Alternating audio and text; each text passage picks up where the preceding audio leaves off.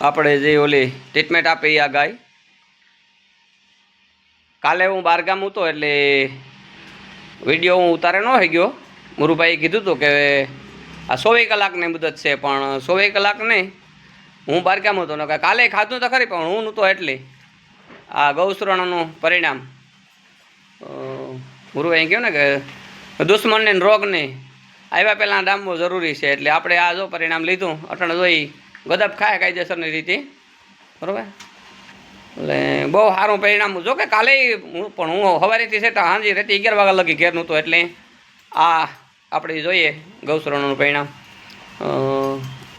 મિત્રો, આપણે ગાય માતા માટે આપણે આવો પ્રયત્ન કરે ને જો પરિણામ લીધું, ઓલા ઝેર આપણે આપે જાય છતાંય રિઝલ્ટ નહોતા આવતું. એટલે આપણે વિશ્વાસ ન હોય તો ઝેર લેવાની મુરુભાઈ છૂટ આપે, પણ આપણે આ તો કરવું જ જોઈએ. કારણ કે કોઈ પણ જીવની જો પીડા હાવ નિસ્વાર્થ ભાવે માણસ કામ કરતો હોય ને જો વહી જતી હોય તો આપણે કરવું જોઈએ ને એને સપોર્ટ પણ કરવો જોઈએ, બરાબર. એટલે ગુરુકૃપા મુરુભાઈ અડવાણાવાળાનો આપણે આભાર માનીએ અને એ લોકોના જે કંઈ ફેસબુકના વિડીયો જોઈએ શેર કરીએ અને બીજા લોકોને વધારેમાં વધારે શેર કરીએ એવું આપણે પ્રયત્ન કરવા માટે કટિબદ્ધ કાયમીન માટે રહીએ. અને હું મુરુભાઈ માટે પણ કાયમીન માટે મદદરૂપ થવા કટિબદ્ધ છું.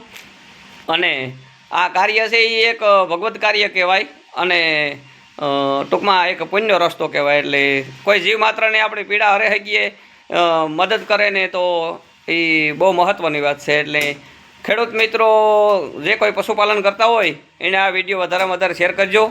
કોઈ પણ ગૌ માતાને લંપી હોય કે કોઈ પણ બીજું કારણ હોય, કોઈ બેક્ટેરિયા થયા હોય તો એમાં બધા જમાં કામ કરે.